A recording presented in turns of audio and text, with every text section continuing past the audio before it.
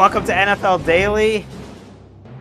Out the players who didn't get picked. I'm Gregg Rosenthal here on night 2 of the NFL Draft. Rounds 2 and 3 are in the books, and I am thrilled to be joined for the first time this week by our friend Nick Shook. Welcome from Cleveland, who is in the mix tonight with quarterbacks, but not the one we would have expected.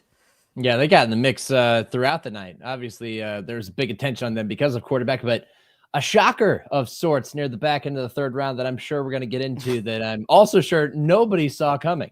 What, you want to lead the show with Dillon Gabriel? Go do it. You just wrote a post. Nick is on NFL.com right now, like pounding out posts. And yes, it was kind of the appropriate coda to a night that I think will be remembered because Shedeur Sanders didn't get drafted, and we'll get into some of the reasons why. And I don't want the whole show to be about Shedeur. We'll go through the other teams and all the interesting picks throughout the night, kind of give you some highlights, some winners, some losers, all of that. But I don't think we're making too big of a deal of it to talk about one of the most well-known players in college football over the last few years that was on a lot of big boards in the top 25, a consensus first-round pick at quarterback who falls this far. It's not just because of the last name, it's Sanders. It's because of an entire ecosystem that not only maybe evaluated him in a way that was unfair to him and was wrong, but an entire league that just says, like, we don't even want you as our backup. We would rather have Jalen Milroe and Dillon Gabriel, and Shedeur Sanders will wind up on a team on Saturday. But just kind of your thoughts watching the whole night transpire like that. It was definitely pretty shocking. It was not entirely surprising that he didn't go last night, but I thought at some point, perhaps even at 33 with the Browns on the clock, that he would be in play. I know a lot of the TV talk was centered around the fact that he didn't go in the first round, that he would be one of the top people to pay attention to going into day 2 or night 2 of the draft. And now that we're at the end of night 2 and he's still available, well, now we kind of have to pick up the pieces and figure out why. We really won't know why, at least for a while. At some point, we'll find out. But yes, definitely a shock as we get to day 3 tomorrow, and he's still not taken. Like, multiple things can be true. He's not as physically talented or exciting in some ways as a Jalen Milroe or even a Tyler Shough. And you can see why individual teams preferred Shough. You can see that Kellen Moore would see Shough as his kind of quarterback. He also is a guy that I think teams probably look at, and it's not about his personality. It's about being worried about, can we handle it? And they're almost, as Patrick Claybon would say on Blue Sky tonight, afraid to compete. Like, they would rather take a guy like Dillon Gabriel, who's a clear backup, and they don't have to deal with any questions that come with Shedeur Sanders. And ultimately, picks like that do happen in NFL drafts. It's not always players as famous as Shedeur Sanders, but it's also weak sauce to me. Like Dillon Gabriel should not be going in front of him. No, I agree. And I understand that there are questions about certain abilities, or maybe he's just not all that special, and it's not a great quarterback class to begin with. And that's probably part of why we saw him elevated. In last year's class, he's not in those top 4 or 5 guys that end up going anyway in the discussion. But you're absolutely right in the fact that teams are choosing to go with peace or quiet and not a bunch of attention paid, especially now that we're in the backup quarterback range. Because I think they made a good point tonight on NFL Network as well, which is that at this point, you're drafting him to be your backup. Do you want the attention that's going to come with that? And, not to turn it back to Cleveland, but when I was with them, with the Browns, that was when Odell was on the roster. And that was when, if Odell wasn't healthy to play, it was all about Odell all the time. And it was a constant buzz, and it wasn't necessarily the most positive buzz. So I could understand why some teams wouldn't want that to affect them unless you're a really stable franchise that knows you have a defined starter. But yeah, I agree. It's kind of weak sauce. You don't want to compete. So we won't know for a while exactly why so many teams have now passed on him, but eventually we will find out. There really were fewer teams, I think, that were in the quarterback market this draft than usual, and it really was a weak quarterback draft. And I watched Shedeur Sanders' tape, and it's not special tape. It doesn't look like the type of guy who would normally get taken early. But let's go to Tyler Shough. When a guy like Tyler Shough gets taken 40th overall, it does remind you that this is a premium position that gets pushed up drafts. Tyler Shough goes to the Saints at 40. He is older than Brock Purdy. My favorite thing I learned tonight in the entire draft is that Juwan Johnson and him were once teammates at Oregon. Juwan Johnson is a tight end on the Saints who's entering his 6th NFL season and his 3rd NFL contract. This is a guy in Shuck that had a ton of different injuries. He is talented. He can throw the ball. He can move. He's athletic. Jordan Rodriguez pointed out on this show that he's Kellen Moore's type of guy. Maybe it was to me privately. I don't think I'm giving it away. It was just her, connecting dots of the type of guy who's gonna basically do exactly what the play is called and go from there. I just look at Shuck and I see a guy with injury history that absolutely crumbles when pressure is around him in the pocket. And yeah, you can say Shedeur Sanders, for instance, holds the ball too long. Like, that dude is not afraid. That is maybe the number one thing I'm looking for in a quarterback: pocket presence. Every NFL quarterback can handle, throwing the ball when they're protected well. The difference in the NFL is, can you handle it when some pressure is around you? Do you have the pocket presence? Do you have the movement? Do you have special skills to create plays? Sanders maybe isn't doing that as much, but Shuck did not have that at all. So I don't think this pick is going to be great for them. And I think Tyler Shuck might be their week 1 starting quarterback. It is crazy to me that I think they just took a bridge quarterback as their number 40 overall pick, because I kind of think them taking Shuck told me they don't expect Derek Carr back. I might be wrong, but I wouldn't be surprised to see Derek Carr traded this offseason. It would have to be after June 1st if that happens. Well, yeah, because there are some concerns about his availability, right? But Greg, I'm old enough to remember, and I've been in this game long enough now to remember when Tyler Shuck was lighting it up at the Elite 11, and when he was going to Oregon, and everyone was like, "This is such a good get for the Ducks. This is so." I remember when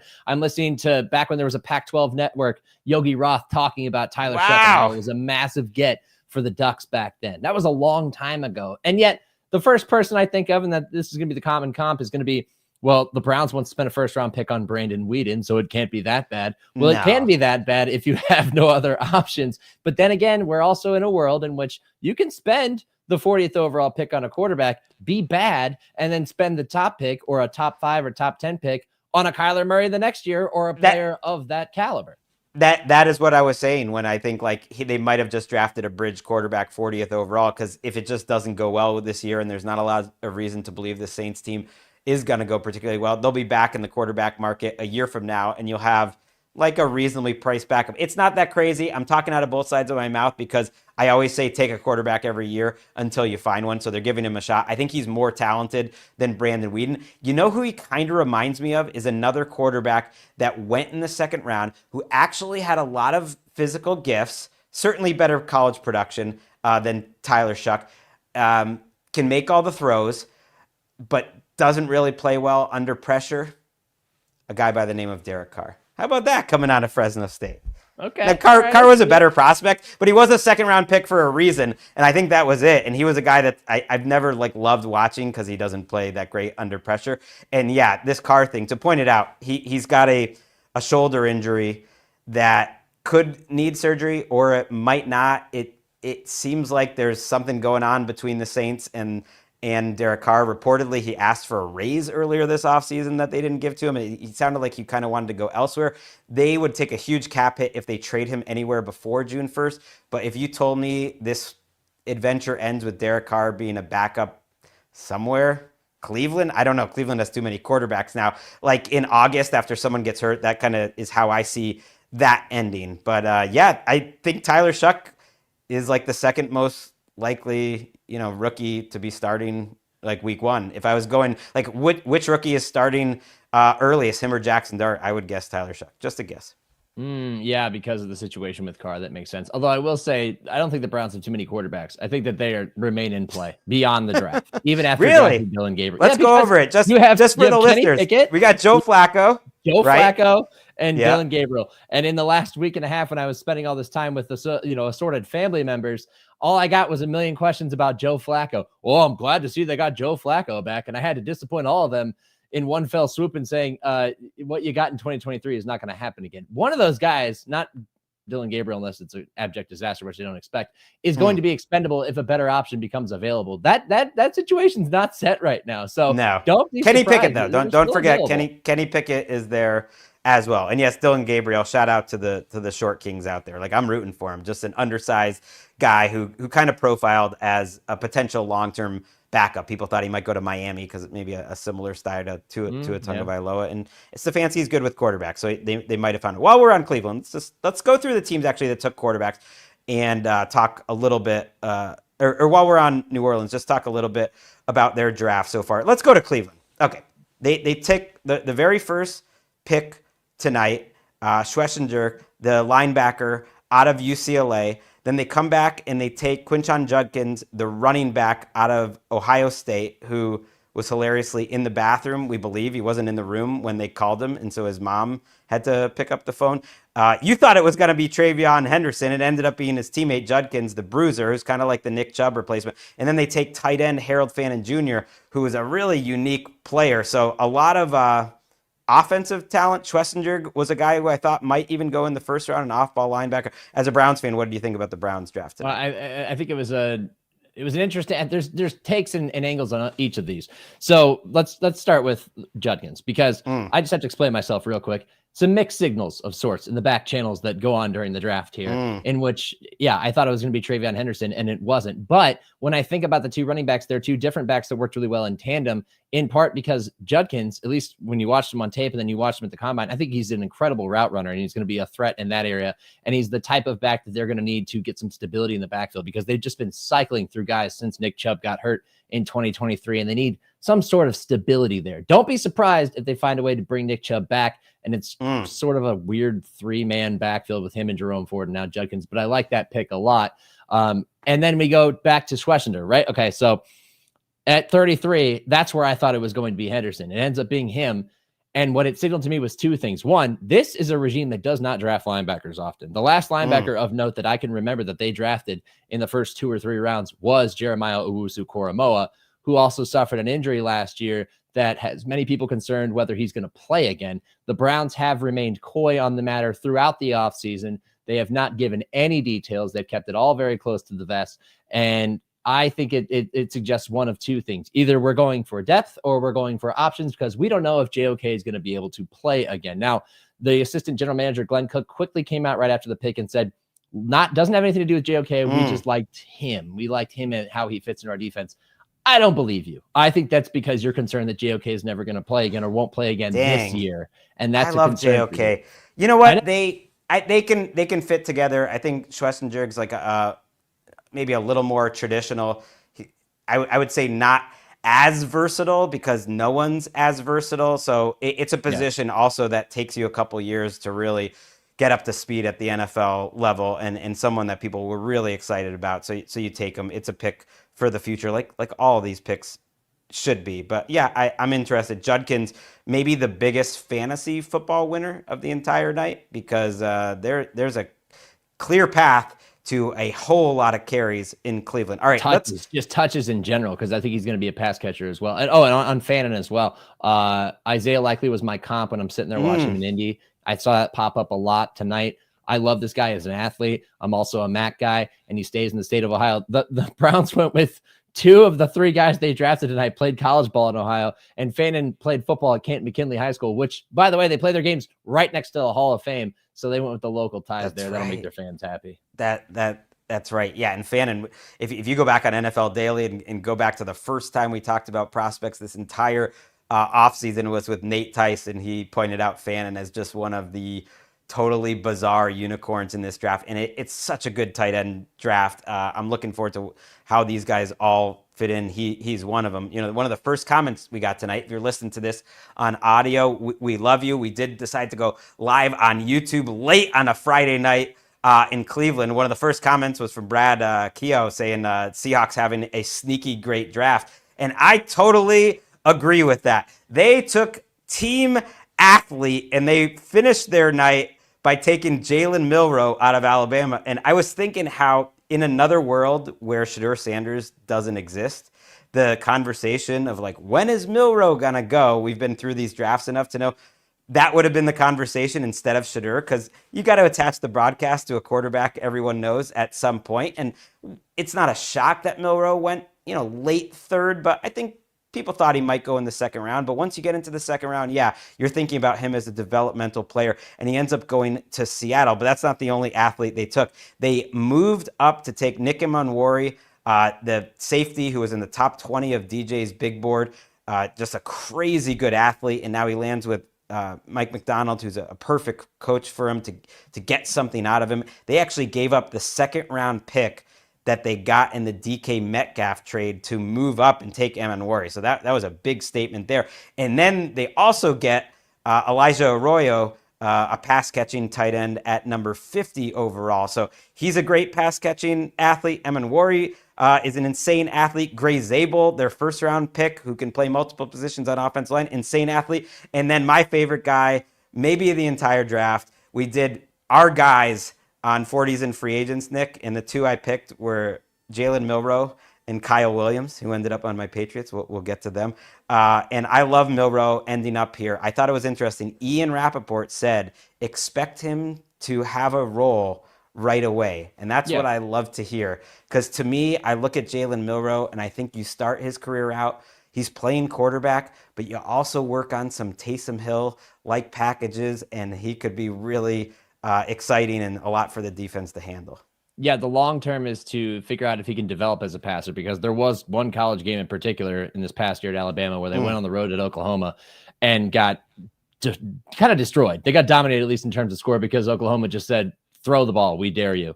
We're just not going to let you run. So I think when he starts, he'll be a runner, but eventually if you can develop him as a passer, he could be your long-term successor. I just found it kind of funny that they traded away Geno Smith to sign Sam Darnold to then draft Jalen Milroe. Like it was like an ideological shift. It's in which different, they're like, though. back to the line of scrimmage guy, and then they go and get Milroe. They're like, but we love athletes, so we just want to have both, you know? So it'll be a fun little wrinkle for them to start. I would definitely expect to see him on the field in some sort of running package. Taysom Hill goal line situations, something like that, short yard situations, a little bit of misdirection, that sort of thing will be fun. And I'm glad that they had the courage to not only draft him, but to jump up in front of the Browns, who could have used Emanwari, and they take him before the Browns have an opportunity to take him. Very smart on their part. Okay, so you think that? You think that? I think it was down to that, or it was down to one of the running backs, and Judkins ended up being the guy. Yeah, when they made that trade up, I was like, they're going to go get Emanwari, because I thought it was down to two guys for the Browns at that point. Smart move out of the Seahawks front office. I love that these picks at the top of the second round, like so much thought goes into everything overnight, and then you make that trades, and there were just like a million trades tonight. So that's where Milroe goes, and I love this Seahawks draft, and yes, it would be my platonic ideal of a quarterback controversy for Darnold to kind of struggle this year a little bit, and in comes Milroe, chaos, saves the just day. Chaos. It's probably not going to happen. All right, those were the quarterbacks, the notable ones that end up going. You know, Will Howard from Ohio State still hasn't been taken, and there was some buzz that, you know, teams other than John Gruden actually liked him a lot. So he's another guy to John Gruden's the team now. I mean, John Gruden, and I think he said on his video that it was his number one quarterback in the entire draft. And I actually did hear some buzz that coaching tree liked him, but they didn't like him enough to take him in the first 3 rounds. Let's just talk about some other interesting drafts. Let's go Texans. They take Jaden Higgins out of Iowa State in the second round, and then they take Jalen Noel, the slot receiver, big slot, out of Iowa State, wide receiver, in the third round. And before the draft, kind of the comp for Jaden Higgins was, man, if everything worked out, body type and kind of pre-draft profile, kind of like Nico Collins. Jalen Noel, pre-draft profile, man, if everything kind of worked out, big slot, kind of straight, like you're going to have a very specific role for him, but maybe Christian Kirk. And there they are, joining the actual Christian Kirk, the actual Nico Collins, and giving C.J. Stroud some weapons. They went huge on offense tonight, also taking the tackle, Arante Ursary, in the second round as well. Yeah, I thought it was interesting that they were just like piling up receivers, because they've kind of cycled through some guys over the last couple of years. You have the Diggs. You've got, Tank Dell getting hurt each of the last 2 years. So good on Nick Caserio for having, again, the courage to just be like, screw it. Let's just keep adding receivers to this room and see how deep we can get and see which ones work and which ones don't, and who can give us a long-term plan at the position, because you have the quarterback, so you can afford to spend on weapons for him and just try him out and see who fits and who doesn't. Overall, solid picks for them. I liked most of their draft to this point. Now, granted, we're only through 3 rounds, but got to give a tip of the cap to Nick Caserio. I thought he had a good night. Yeah, I think they probably wanted to come out of this draft with more offensive linemen. And Ursary was a guy who, as Jeremiah said on the broadcast, was divisive. And he's pretty kind in the way he talks about things on the broadcast. And to me, that was a guy where some teams just thought he couldn't play football. And other teams were going to draft him in the second round, that he was extremely raw and will have to be coached up. And when they traded out of the first round, right after, who was it? Donovan Jackson got taken right in front of them. I thought that was like, man, all the offensive linemen got taken before we could get one. And so they end up getting some exciting weapons tonight. But Higgins is a really intriguing player, and so is Jalen Noel. I'm more excited to watch the Texans than I was yesterday. And to me, that's a success for day 2 of the draft. Let's talk Cowboys. Donovan Ezeraku, one of my guys. Some value there in the second round, the pass rusher from Boston College. And then Ravel, the cornerback who, some people thought might go in the second round, maybe even the first round. He falls to the third round. The Cowboys actually had a draft, to me, other than you had the Tyler Booker pick, which people did not expect, but the day 2, they made picks where if the Eagles had made him or the Ravens had made him, everyone would have been like, oh, wow, that's Howie being Howie again. That's the Ravens doing what they do. They took really premium talent at positions they absolutely need that fell further than expected, and I thought they got better today. Yeah, I thought the Ezeraku pick was interesting because he was still available. I thought the Falcons probably could have waited for somebody like that before they traded back into the first round to take, yes, 2 guys on the first night of the draft. So Cowboys getting good value there. I love the Booker pick yesterday. You knew that was one of my guys going into it. So, and it's interesting in this draft that, we talked about the secondary and we talked more about safeties than corners. It's not a great cornerback draft, but a lot of the corners that end up going later are either guys that fell because of past injury concerns or some worry in one area or another. Like another team that we're going to get to later, they took a corner out of Florida State that was like, oh, well, he didn't run a good 40, but the tape looks really good. So not like a perfect, complete evaluation or picture on most of these guys, and yet there's still value there. So I think the Cowboys, for where they were picking throughout the draft, didn't make any drastic moves, but picked according to need and guys available and did a very good job of balancing the two. And these are 2 examples of it. Yeah, and it's Siobhan Ravel Jr. I was just making sure I always want to call him Sharon for some reason, but Siobhan Ravel Jr. out of East Carolina. And yeah, the Cowboys have multiple picks, by the way. One of our people in the chat point out in the 5th, 6th, and then 3 picks in the 7th. Maybe they're a Shador team. I think they fit the type of team that would make sense. Obviously, there's the Jerry Jones and Deion Sanders connection, but I think at this point, he makes sense on a team that has a secure starting quarterback and doesn't mind a little bit of noise or feels like that they can handle that, so that the Cowboys fit there. I thought the Raiders had an interesting night just because they kept trading down over and over and over again. And it just reminded me when we had John Spytek, their new GM, on, and he was just saying how precious those draft picks were to him. And so, it hurt them a little bit to draft Geno Smith.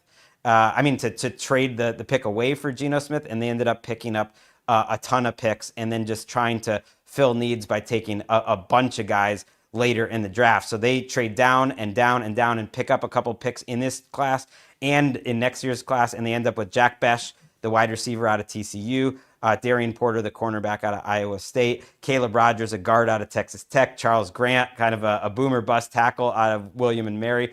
And my point here is they just feel like they have a ton of moves. And I thought they came into the day with a plan to try to really get a lot of players when they didn't have a lot of picks coming into the day, and they wound up doing that. Yeah, a successful way of trading down, acquiring more capital, and spending it accordingly. Now, there's no guarantee that some of these late 3rd round picks end up panning out, but the idea is it's kind of throwing spaghetti at the wall and seeing what sticks, especially with these 2 compensatory picks that they did use on Rodgers and Grant. I'm just really happy that they got a receiver because they had the smallest receiving core in the NFL last year. And every time I looked at their roster in the last couple of months, I was just like, God, please add another receiver for Geno Smith outside of Jacoby Myers. So I'm glad that they picked up one there. And they are now an intriguing team to watch on day 3, just because they still have 6 more picks. Mental math is hard in order to kind of wrap up this class, Spytek's first class. So very interesting to watch. Yeah, I think the Raiders are doing a good job. You can see the difference. Ian, by the way, reported that the Titans and the Raiders traded out right after Jaden Higgins got taken. So he is saying his information, if he's putting that out there, was that they were Jaden Higgins teams potentially, both the Titans and the Raiders, which would make sense in terms of their need. And it is interesting. I think you look back at this wide receiver class and Higgins' size and potential downfield ability. I think he ended up being a little more highly thought of by NFL teams and kind of being a strong, what would he be, wide receiver 5 in this class? Like a strong guy that was not going to end up lasting too long. So I have good news for the Patriots. Awesome draft by them, but I have bad news that I'm going to start with. And that's that the Jets are a well-run organization now. Like Whoa. they have, they just feel like they have adults with a vision running their team right now, being allowed to do what they want to do. I love the Armand Membu pick. I liked it better than Will Campbell. I love the Mason Taylor pick, the tight end out of LSU in the second round. And then you mentioned Azariah Thomas, the Florida State cornerback, who to me is a perfect Aaron Glenn type of cornerback. I just feel like the Jets are doing a really good job, and I can just see the types of guys that they want. And man, I think I just have a good feeling about what the Jets are doing. Yeah, only 3 picks spent through 3 rounds, but all 3 value picks that I think are proper for what they needed. Like, first pick comes off the board last night, and I'm in the Slack. Good job, Jets. Second pick comes off the board tonight, Mason Taylor. Good job, Jets. Azariah Thomas. Good job, Jets. And that's who I'm talking about, where he didn't run the fast 40, but he's sudden on tape. He's sudden in terms of closing speed, especially when he drives down the ball. Bigger corner, can get physical. They need that type of presence in that secondary. And they really needed a tight end. All those mock drafts coming into it. Tyler Warren's going to go to them for sure in the first round. Doesn't happen. Colston Loveland's going to go to them in the first round. Doesn't happen. They end up getting another really good, really polished tight end who I think is just scratching the surface in Mason Taylor and immediately fill that need. They also now have bookend tackles, having spent 2 first-round picks on tackles in the last 2 years. This is how you build a good football team. And this is a football team that has been too attracted by the shiny diamond in the corner that ends up being fool's gold. Looking at you, Aaron Rodgers. And now they've kind of reset themselves under new leadership, and they're doing the right thing so far. So I just think they understood the board. They understood the board that I don't know if they liked Elijah Arroyo or not. Obviously, you have to accept that maybe we're not going to get Mason Taylor or the tight end we want. Maybe they like Terrence Ferguson, who's a tight end that the Rams ended up taking in the second round, that I think the league was a little higher on than some of the consensus boards out there. In the Rams, by the way, while we're on it, said to Rich Eisen, Les Snead said, or was it to Daniel Jeremiah, that they really thought the player that they wanted at 26 was probably going to be there at 46, and then they took Terrence Ferguson. I think they just love themselves some Terrence Ferguson. But my point about the Jets is, like, they understood the tackle market was totally desolate after the first round. I think that the Texans might have reached a little bit for Ursary, and then it got really grim, and people just kept, taking tackles, even though like the drop off is believed to be really big. Whereas the drop off to Mason Taylor, I don't think is as big. I think he's going to play a lot. I think Azariah Thomas is going to play a lot in the NFL. All right, we've wasted enough time. Let's just mention that I had a chance on the podcast with Daniel Jeremiah to pick my 2 favorite players going into the draft. And I just like watching Jalen Milroe play. I'm not sure what kind of career he has, but I wanted to plant my flag on Kyle Williams, Washington State wide receiver. I just did not understand why he was not viewed as a top 5 receiver in this class.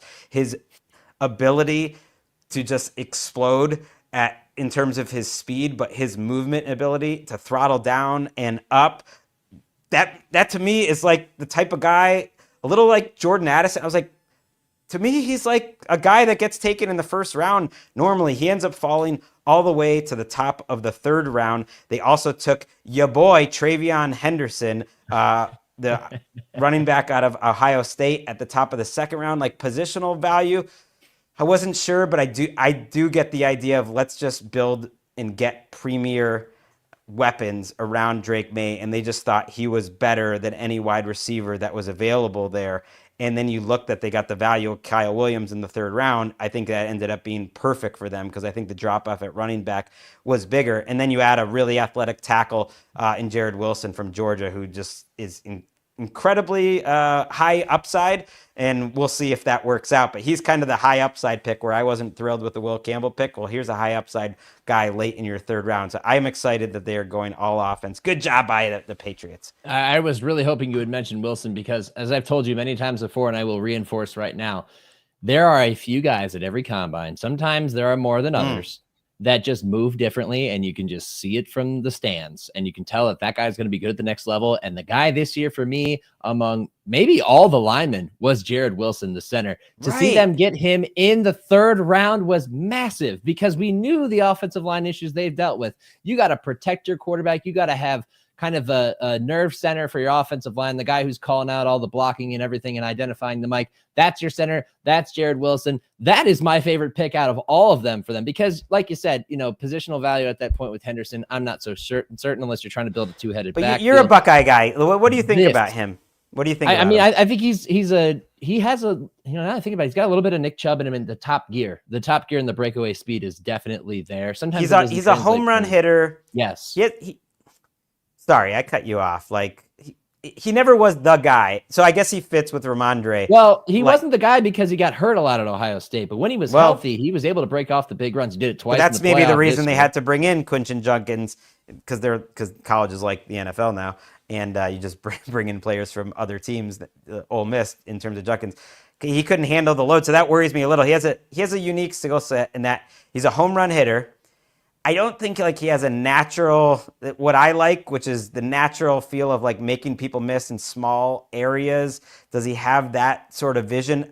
I don't know, but he's an incredible pass protector. Maurice Jones-Drew talked about it, that Eric Bieniemy was sending him texts late at night of just watch this guy in pass pro. So he's going to be a great guy. Remarkably so. And this is coming from MJD, who had one of the greatest pass pro highlights in the history of running backs in the NFL. Right. And so he's good on third downs. He's a good receiver too. So that's a great skill set to have. You have two different 3-down backs and Ramondre. Complementary. It's also, though, what happens when you keep replacing decision makers. And I know in theory, Elliot Wolf is still there. I mean, he is still there. He's a voice that's in the room. But by all accounts, according to the reporters there, Greg Bedard, for instance, the Boston Sports Journal, that team is run by Mike Vrabel, and that team is run by, I think it's Cowden, and the two guys that Mike Vrabel brought in who are his guys, and they're making decisions. So Ramondre gets a huge contract last June. I don't think Mike Vrabel would have necessarily given him that contract. There's no point in getting off that contract now. He's a useful player. And I'm excited. They went and they tried to help out my boy. I think Kyle Williams is going to be a lot better than Jalen Polk. Ryan in the chat says, I also love the Patriots draft. Greg can hate on Campbell all he wants. The draft has been great. Oh, yeah. The Patriots are going to win draft grades this year. Yep. And I love that. I hope it all works out. I don't put a lot into draft grades, but I like the thought process behind it, going all offense. Another year where they won a lot of draft grades, I believe it was 2019, the year after they won that Super Bowl, ended up being one of the worst drafts of all time. Let's talk about the Steelers tonight. And this is a bigger trend. George Pickens still on the team.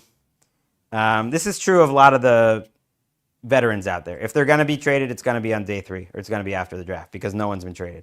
Jalen Ramsey's still on the Dolphins. Shout out to Patrick Ramsey, class of Tulane, 2002. Jair Alexander, he's still on the Packers. Kirk Cousins is still on the Falcons, and Dallas Goedert's still on the Eagles. But while Pickens is still there, and I'm not sure because we saw a report that they're kind of open for business on him, it really sounds like after they passed on Shadur Sanders a couple of times tonight, that they are confident it's going to be Aaron Rodgers. This is what Art Rooney said on Steelers Nation Radio. We're getting the same signals that we've been getting recently. He does want to come here, so I do think we may get word soon. He also said, by the way, if we took a QB, it would not be someone we would want to play right away. It would be a developmental QB. Well, yeah, at this point. Right. But he said that in the middle of the second round. But yeah, he sort of gave that away. That's the owner of the team. And maybe that means Rodgers was waiting to make sure the draft didn't get funky, that they didn't take Shadur in the first round. He didn't want to deal with that. Who knows? They sound confident he's joining the team. I mean, he better be. You've waited long enough. You better be. You've kind of backed yourself into a corner where your entire wagon is hitched to Aaron Rodgers' 41-year-old horse. But I mean, okay, all right, that solves one of the issues. I mean, don't have a lot of picks to work with. They've made 2 picks so far, and I like both of their picks. Derek Harmon, when they drafted him, I was like, oh, sweet. Now Cam Hayward can actually like seriously entertain retiring in the near future if he wants to, instead of just being the guy who's like, yeah, I'll continue playing because I'm still good and you don't have any other options here. And then Caleb Johnson, the running back, they add a bruiser of a back that kind of fits their mold. They let Najee go and they replace him with him. So that's fine. But this is all quarterback driven, of course. And after passing on quarterbacks, twice so far and not moving up to get one, you're right. It is Aaron Rodgers. And I hope it goes better for them than it did for the Jets. That's all I'll say. It can't go much worse, but I'm not overly optimistic. We'll see. No.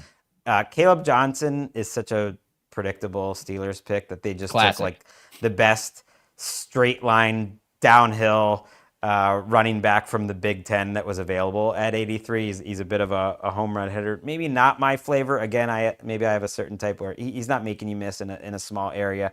But he, in a perfect world, he would be. I mean, he's not Najee Harris either in terms of like breaking tackles, but he certainly could be more of a home run hitter and a guy you use to pick up yards in short yardage.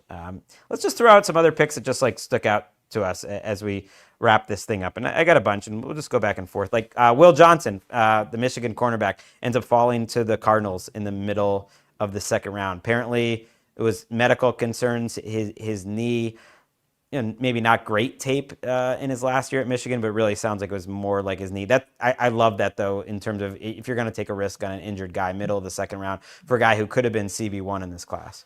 Yeah, you do it later. You do it when the risk is less, when the potential for blowing a high value pick is less. And you hope that he can get healthy and get back to who he was before. And then suddenly you look like a genius. It's as simple as that. So he was one of the best Michigan corners in recent years. Like Mikey Sanders still ends up with Washington last year. And I think Will Johnson was a better corner than him. So good for them. We'll see if it pans out. It's all health driven and it makes a ton of sense. I mean, this is why we do the combine in Indy, because the hospitals are all right there and the medical is the most important thing that they can get. Obviously that caused some concern, but at that point in the second round, you take that risk. You know what the draft is partly about for me after going through like the content cycle for so many years is I can see what we're going to be talking about now for the next 4 months, because we don't have regular season football for a while here. And it's not the worst thing. No, it's good. We could all use a little bit of a breather, but the Cardinals defense is something that I'm going to talk too much about. And I don't want to get off that take because my first instinct is right. The amount of people that are extremely talented that they have added to this defense, which is already schemed up great, it is awesome. I mean, you add Josh Sweat, you add Calais Campbell, you bring back some injured players in terms of B.J. Ojulari, you have Baron Browning, and then you add what to me was the most talented defensive tackle in this class in Walter Nolan in the first round, and then one of the most talented cornerbacks in the class in Will Johnson. It's just like, this is a go time season for the Cardinals. I'm excited. And I have a feeling I won't be the only one with that. Yeah, the only downside to that is we'll have to say goodbye to the best nickname ever coined on NFL Daily, which is the search bar, because you're not going to need to look up. Not a long history. We're not to 1 year on NFL Daily, I don't need to talk about that in the history of NFL Daily. Let's just give it its praise. I agree. Dalvin Tomlinson, by the way. I was like, I'm forgetting one kind of interesting free agent they added. Dalvin Tomlinson is an Arizona Cardinal. Luther Burden is a Carolina Panther.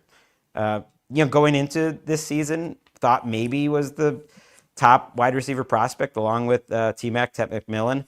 And he ends up with the Chicago Bears. I misspoke there. I was thinking how he was part of the Bryce Young trade. And so the Bears end up adding another weapon. I didn't necessarily see them taking a wide receiver so high, but they wind up taking Luther Burden to add to Colston Loveland, their tight end that they took in the first round.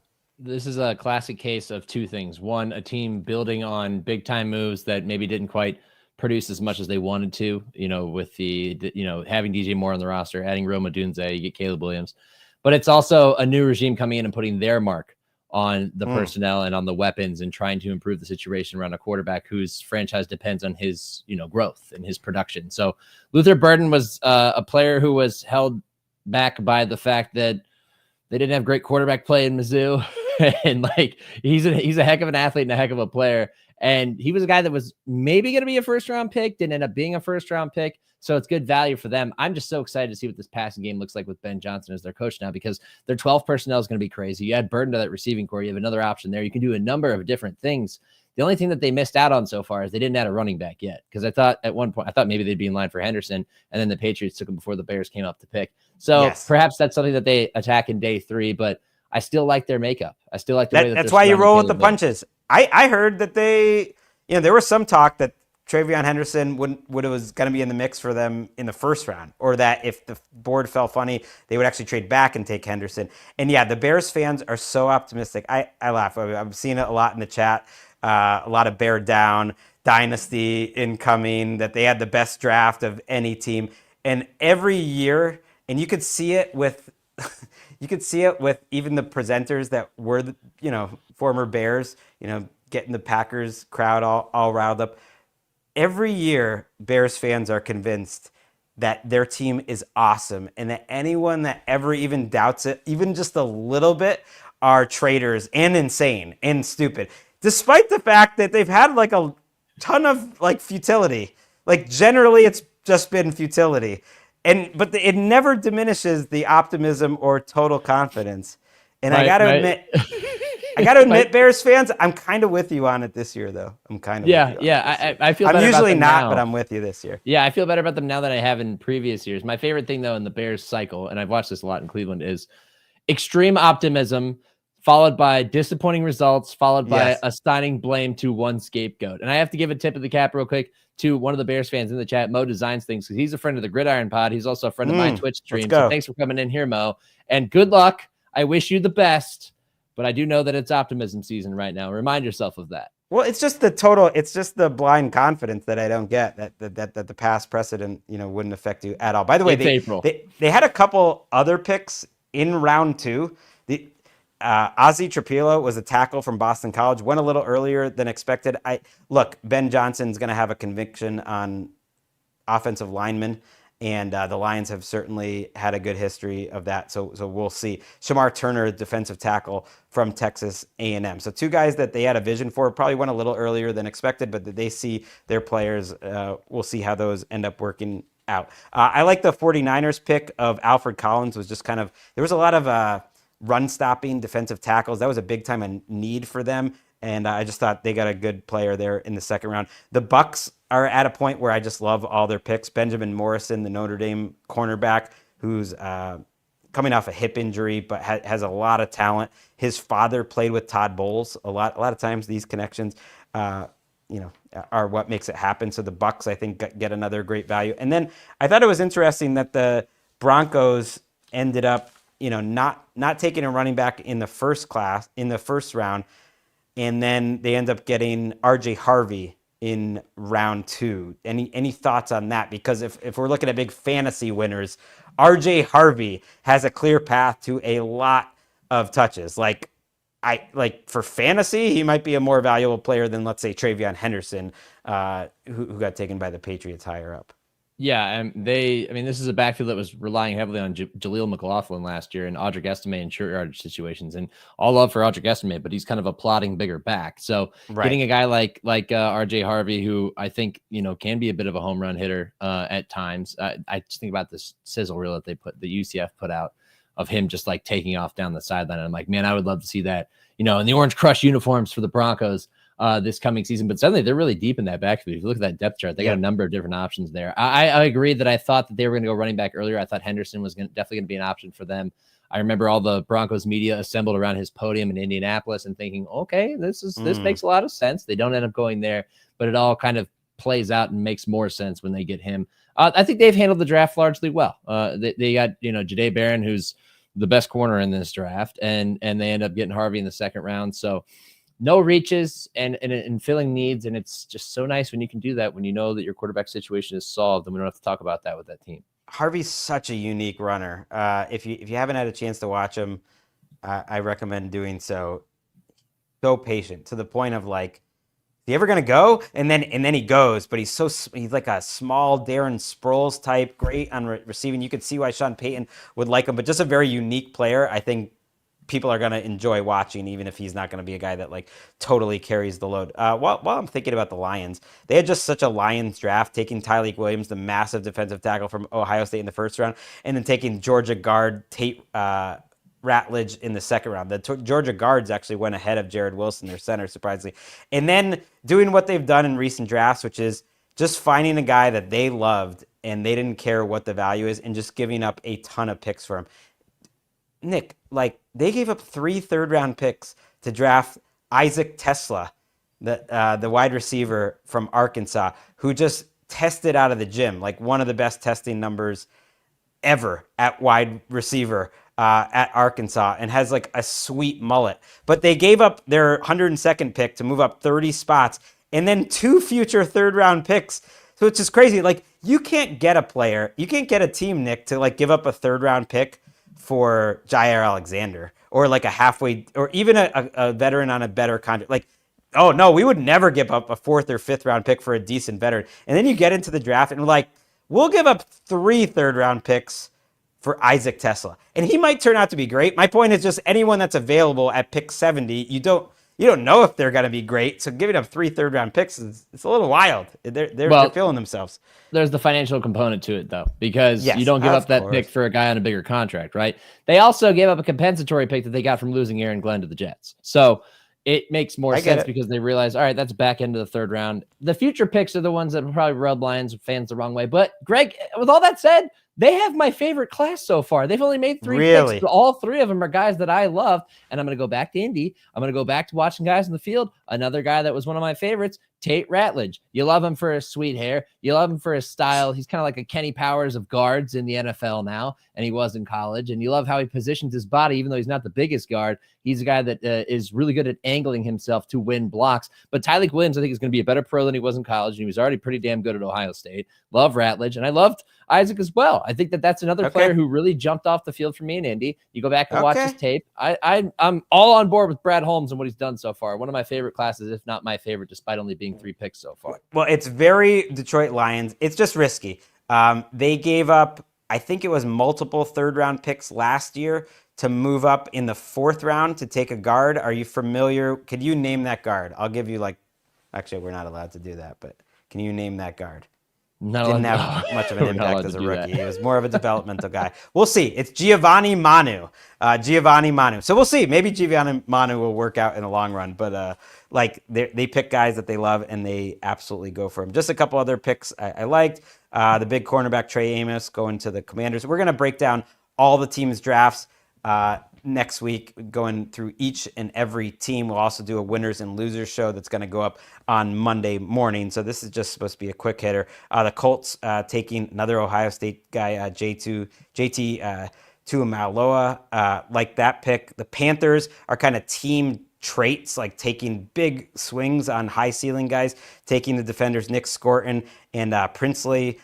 Uman Malayan, hadn't said that name out loud, but some potentially high upside pass rushers, so that was interesting. And then I thought it was interesting, Mike Green, who a lot of people had mocked in the top 20 or so, ends up going all the way to 59. The Marshall pass rusher goes to the Ravens at 59.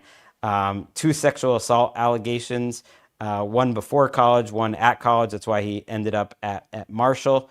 And it's interesting. The NFL almost seemed to take those allegations more seriously than the people doing the mock drafts and the consensus boards, because everyone seemed to think it wasn't going to end up costing him. But some reports that he didn't handle some questions throughout the process well. So for a second, I thought we were getting progress from the NFL, and maybe him falling this far was like a little bit of progress. But I found it interesting that the Ravens of all teams took him, because John Harbaugh, was the guy saying we have a no tolerance policy on domestic violence when he was talking about Deshaun Watson. And now we have Mike Green and we have Justin Tucker on their roster. So we'll see how that works out, but certainly a talented player. That definitely raised an eyebrow. It's always kind of a tough one, because you think about position and value of player, but are you willing to deal with, I guess, the baggage or whatever else that you might describe that as, like any of the concerns? That definitely made me scratch my head. But I would like to go back to JTT real quick, because yes, tell you what, This is the guy who early on in his career at Ohio State looked like he was going to fall in the mold of the Bosa brothers when it came to edge rushing talents, and then never really took the next step as he was there as part of that defense, which ended up being very good last season. But I wonder if maybe all he needed is somebody like Lou Anarumo to unleash him at the NFL level. I thought that the way that people have graded a lot of the players on that side of the ball for Ohio State have been interesting to me. Like the projections for Jack Sawyer have been all over the place, and he's still out there now, which is not surprising to me. But JTT going at 45th overall almost felt a little early. And then in other times I thought a couple of years ago, I would have thought that was too late. So I'm very intrigued to see how his career pans out with Indianapolis under Lou. I talked to a few people that loved him, that thought he was going to be a better NFL player, that like he wasn't going to go in the first round, but that you can see him playing a very specific role and playing a lot of years and being in the, being a guy. You need those guys. You need 7-8 guys in your front, and that he can have an absolute game record type force player that's going to last a while in the NFL. And the Colts take him. They love athletic freaks. They love guys. They love taking linemen as well. Look, it's funny you mentioned Jack Sawyer. Like in another draft, Jack Sawyer falling this far would be a topic during day 3. But I have a feeling it's going to be all Shedeur Sanders all the time until he goes off the board. And I don't know. Damian Harris, a former Patriot, had some comments. I think it was for CBS about that teams are almost trying to teach Shedeur and the Sanders a little bit of a lesson, like a family that kind of shook up college football and is almost symbolic of the changes in college football. And I think multiple things can be true. I think it's not like all the teams started talking and agreed to not take him, but I think there can be an aspect of that, an aspect of fear and not wanting to deal with the media side of it all. And certainly an aspect of that his talent was never really beyond like a second round level anyways, and there really aren't that many teams looking for quarterbacks right now. And so it's all those things combined. But I think there is something to it that they probably turn off some teams, and it's probably unfair that Shedeur is kind of getting lumped in with that. Yeah, definitely. I totally agree with that. But the one thing to kind of tie a bow on all of it, since we started with it and we'll wrap with it, is I keep thinking back to when we left Indy and neither him nor Cam Ward worked out. And yet for some reason, by the end of that week, there was a clear gap between the two, like a pretty wide gap. And despite not being on the field, usually it happens on the field, and it didn't. Yeah. And it made me think, what happened in those meeting rooms? What happened with those teams? Interesting. And again, I think we will find out at some point, but it won't be for a while. And until then, we're going to have to, unfortunately, watch him continue to, deal with this, what is now an excruciating slide. And he will eventually be on a team, and he'll have his opportunity to make his career in the NFL. But of course, the spotlight is extremely bright because of his family name. And it's unfortunate for a kid who just wants to live out his NFL dream for sure. Yep. But we'll watch it play out. My theory, too, is that's the week where all the reporters start talking to the NFL teams more at night and realize what they actually think. And I didn't get a chance to really break down their tape, until after the combine. And it's like, yeah, Cam Ward, to me, looks exactly like I would want a top 10 pick to look like. I keep using the Cutler comp. It reminds me a little bit of Favre. To me, if he was in last year's draft, like if Michael Penix and JJ McCarthy were in this class, I think I would take Cam Ward number 1 overall over those two personally. Like that's the level of prospect. Whereas Shedeur Sanders was like Andy Dalton with swag was my comp. And Andy Dalton doesn't get taken in the first round, and then maybe the reason it's not happening in rounds 2 and 3 is everything else we're talking about. We will have plenty to talk about on Sunday night show. Actually, we'll be putting it up Monday morning. That's going to be winners and losers. It was great to have you back in the chair, Nick. Appreciate you. Yeah, it was great to be here, and I just want to extend much thanks to you for the message that you closed the mock draft show with. That was really special to me and my family, and about regarding the passing of my dad. And this was always our thing.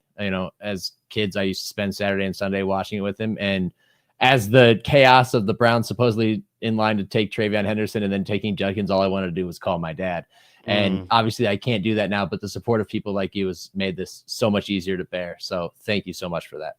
I appreciate you. It's funny you mentioned that because I do think the draft, because it's not like a game or whatever. There is something about like, my son Walker did a bunch of mock drafts, and he was more excited for this draft than any other. He was actually over at a friend's house, but he wanted me to text the dad that was over there every time the Texans were up, and he's going absolutely nuts. And then he's back over here, like, and it's just a fun thing to share. Obviously, football, draft, everything. So yeah, good man, Greg Shook, and appreciate you, buddy. We will be back, as I was saying, on Monday morning. We'll be doing winners and losers. We're going to wrap this whole thing up in a nice bow. Appreciate everyone that was in the YouTube chat live. You can obviously check us out on video each and every time. But, man, we will be in your ears all next week. We are just getting going. The 2025 draft. Look,